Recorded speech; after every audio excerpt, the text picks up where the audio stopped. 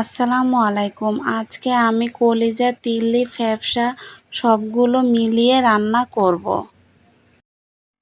আমি এগুলো ভালো করে ধুয়ে নিয়েছি। এখন পাতিলের মধ্যে এগুলো দিয়ে তারপর পরিমাণ মতো পানি দিয়ে দেব।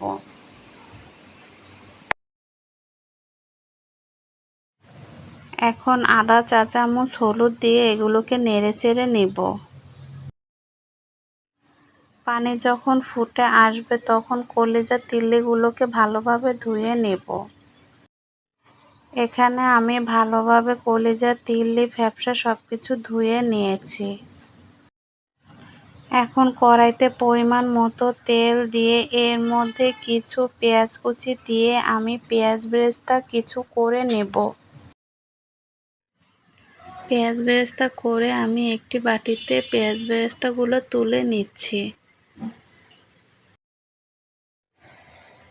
পেঁয়াজ বেরেস্তা তুলে রাখার পর আমি ওই তেলের মধ্যে কিছু পরিমাণে পেঁয়াজ কুচি দিয়ে দিলাম।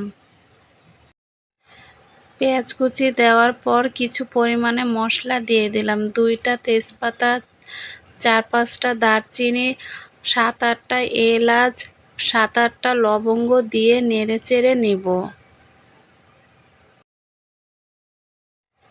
পেঁয়াজটা যখন রং পাল্টে লাল হয়ে যাবে তখন আমি কিছু পরিমাণে পানি দিয়ে দেব মশলা কষানোর জন্য।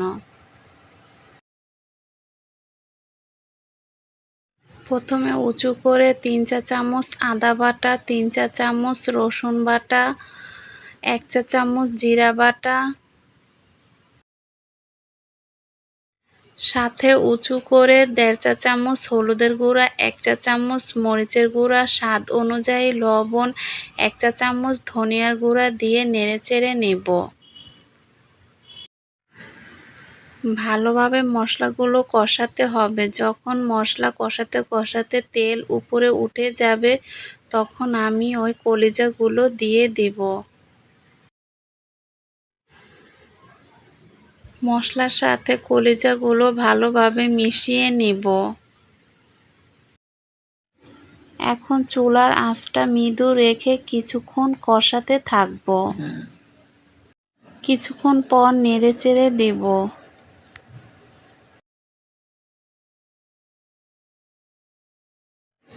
এখন 7-8টা কাঁচামরিচ ভেঙে দেব। তারপর আরও কিছুক্ষণ কষিয়ে নেব।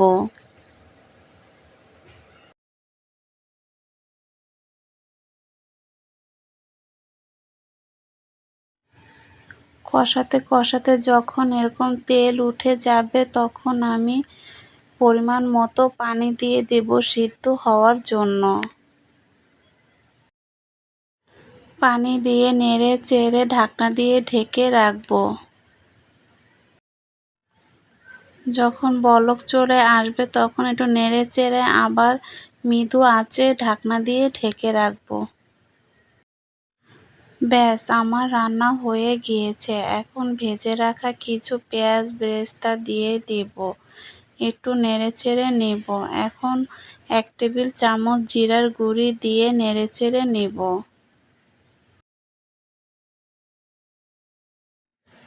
দেখুন তো, কলিজা, তিল্লি, ফ্যাপসা মিলিয়ে রান্না করেছি। এগুলো দেখতে কত লোভনীয় হয়েছে। আমার ভিডিওটি এতক্ষণ পর্যন্ত দেখার জন্য সবাইকে অসংখ্য ধন্যবাদ।